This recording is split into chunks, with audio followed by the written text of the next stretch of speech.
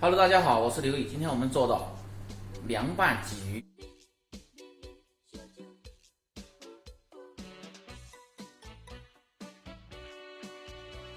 准备清洗干净的鲫鱼3条，再准备点葱姜蒜、小米辣和杭椒。首先把鲫鱼改斜刀，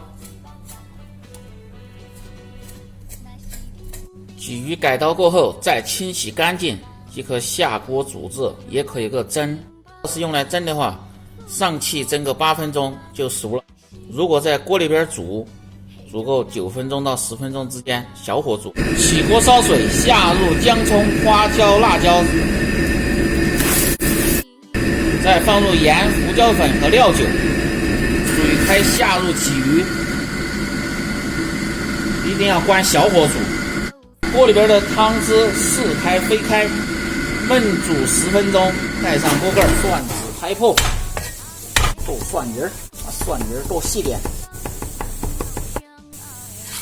切着姜，然后拍剁成姜末，把小米辣和杭椒先切成细圈，然后剁细，这样更拔味，剁成这样就可以了。再切小葱花，也可以切入韭菜末，拌凉拌鲫鱼也挺香。今天我就用小葱花，葱香味浓。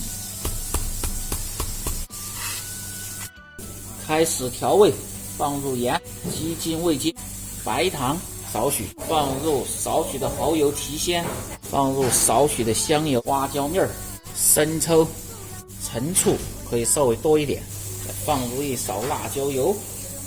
有野山椒的可以放入野山椒水，没有的直接把这料汁搅拌均匀，放入野山椒水，这个味道酸辣味更突出一点。鲫鱼煮熟，捡出里边的葱姜、辣椒，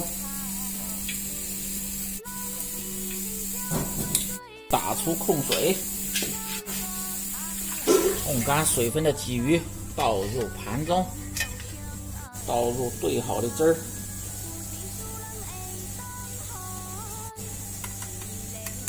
撒上小葱花，